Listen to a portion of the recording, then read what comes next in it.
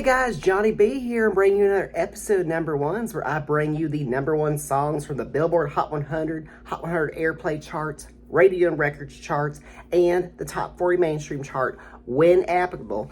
And we're trucking along the 90s, of course, and coming up, this is a very historic song for me. And I'll tell you why. Because I really strongly argue this is the very first song I ever heard. And I'm just pretty confident about it.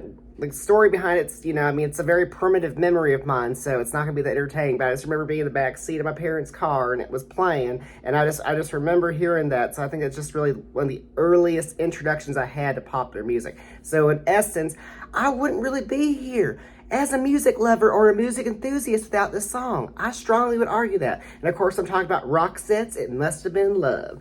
And of course, what kind of man would I be if I didn't have a little bit of a discography or a little collection to, commemorate my love for this song. Of course, I got the Pretty Woman soundtrack on CD. And of course, I got the Pretty Woman soundtrack on vinyl.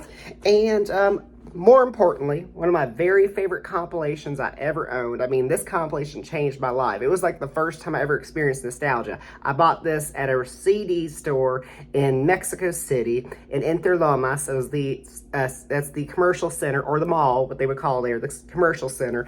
And of course, this one was their international greatest hits, which was Don't Bore Us, Get to the Chorus. And my most prized vinyl, hands down. Of course, I got the vinyl of that, y'all. So this is a pretty big deal to me. And of course, It Must Have Been Love is right there in purple, right there.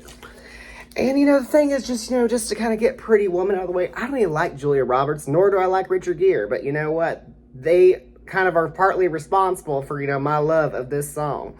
So anyway, just to give you a little backstory to the song. Well, it was first recorded as a Christmas song in their native Sweden, and they kind of ignored it. It didn't really go anywhere. And then when, the director approached them for, I think the director approached Roxette or Per Gessel or about, contributing a song to the film that was called 3000 at the time. But of course, I changed it to Pretty Woman. And what he did is he actually, instead of, he re-recorded It Must Have Been Love as a winter kind of breakup or love song as opposed to a Christmas song. And the results were great. Because the Christmas version, it still has its strengths and everything, but I just love this revamped version. It's the version we all know. And of course, it went number one on the Hot 100, radio records, and the Hot 100 Airplay. So it was certainly a trifecta success.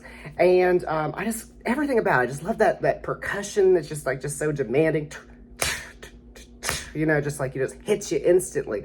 And it's not a cheesy song. Like, seriously, it's like one of those just great power ballads. It really is. Because Marie Frederickson's voice, God bless her soul, she just belts it out. Especially when, the first, two choruses are a little more on the subtle side. And then she just wails on that final chorus, right after the piano solo. And, just the mixture of the guitars and the pianos and that percussion, her just monstrous voice. This is just an awesome song. It'll always be a classic for me, and it's definitely a pivotal moment in my life. So, I really am very proud to declare that It Must Have Been Love may have been responsible for my love of music, period. So I owe a lot to Roxette, and It Must Have Been Love. Well, I'm looking forward to bringing you my next episode, so stick around for another episode number ones, and I'm Johnny B, and I'm out.